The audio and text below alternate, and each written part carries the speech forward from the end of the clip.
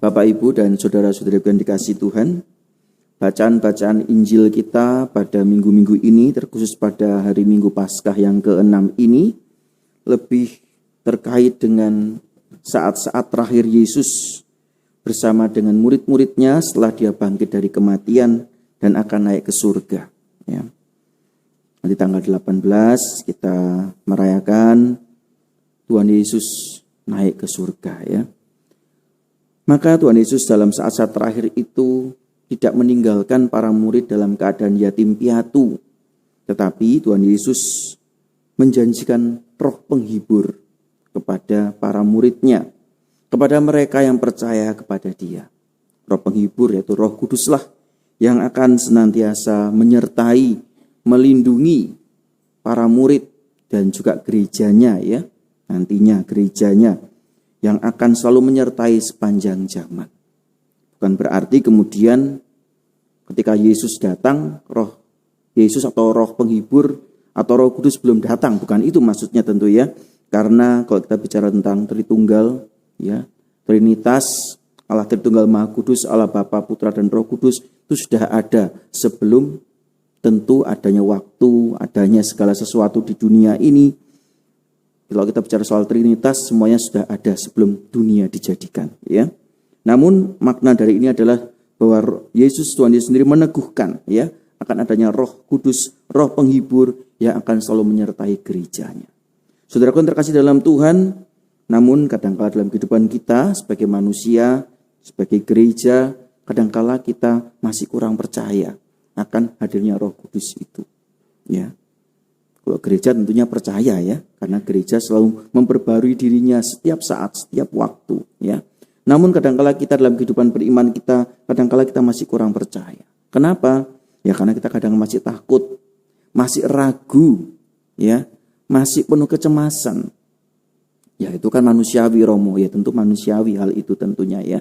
Namun kalau kita selalu ragu, selalu takut, selalu tidak percaya, ya tentu roh itu akan lemah dalam hidup kita dan akhirnya kita tidak akan peka dengan suara roh itu. Sama ketika manusia selalu jatuh dalam dosa. Maka kalau pertama-tama ketika dosa itu terjadi, orang merasa bersalah, merasa takut, merasa cemas.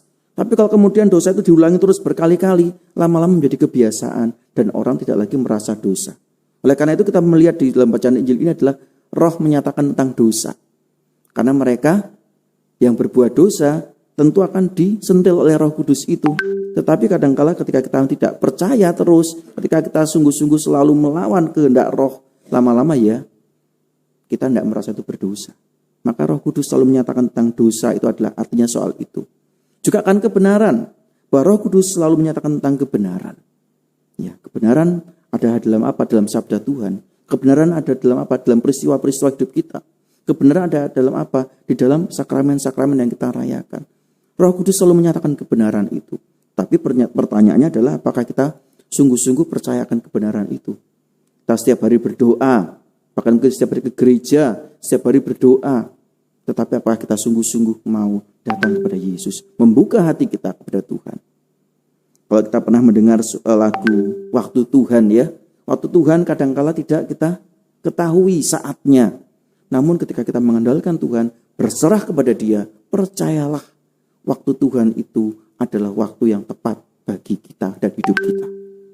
Oleh karena itu saudaraku yang terkasih dalam Tuhan, kita diajak untuk senantiasa selalu menyandarkan hidup kita kepada Tuhan. Maka membuka diri kita pada kuasa roh itu penting sekali. Maka ketika merayakan Ekaristi seperti ini, ketika kita mendengarkan sabda Tuhan, kita sungguh-sungguh mendengarkan dengan hati kita, bukan hanya dengan pikiran kita. Yo tah temenan tah, bukan itu. Kalau kita selalu katakan yo tah beneran tah itu, mosok sih gitu, ya. Tentu kita juga tidak akan pernah menyadari akan kuasa roh itu datang hadir di dalam kehidupan kita. Namun ketika kita mendengarkan dengan hati, ya Tuhan dan Allahku, aku menyerahkan hidupku kepadamu, aku sungguh-sungguh percaya kepadamu, dan kita mau tetap setia dibangun oleh Roh Kudus itu, tentu kita akan mendapatkan apa yang menjadi harapan-harapan hidup kita. Tentu dengan kehendak Tuhan. Meskipun kadangkala apa yang menjadi harapan kita tidak sesuai dengan apa yang menjadi keinginan kita, tidak sesuai apa yang menjadi harapan atau kehendak Tuhan. Namun ketika kita mau dituntut oleh Roh Kudus itu, tentu kita akan melihat bagaimana kuasa Allah itu nyata dalam hidup kita. Oleh karena itu juga kuasa Roh itu memberikan juga penghakiman. Artinya apa? Peneguhan bagi kita. Peneguhan bahwa Roh itu sungguh-sungguh akan menyatakan dirinya kepada kita ketika kita mau menyandarkan hidup kita kepada Tuhan.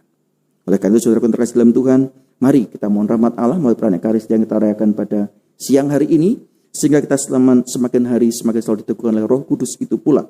Sehingga dengan itu kita semakin hari dapat semakin memuliakan Allah dengan diri kita dan dapat menjadi saksi-saksi Kristus bagaimana Paulus dan Silas dan juga menjadi saksi Kristus sehingga membuat orang menjadi bertobat, maka kita pun juga dapat membuat orang lain bertobat ketika kita sungguh-sungguh berani memuliakan Allah, berani menjadi saksinya di tengah kehidupan kita, dan dengan semangat Roh Kudus itu pula kita semakin diteguhkan untuk tetap menyandarkan hidup kita kepada Allah, tetap bertobat, tetap membuka hati kita karena Allah senantiasa hadir di dalam setiap langkah-langkah hidup kita.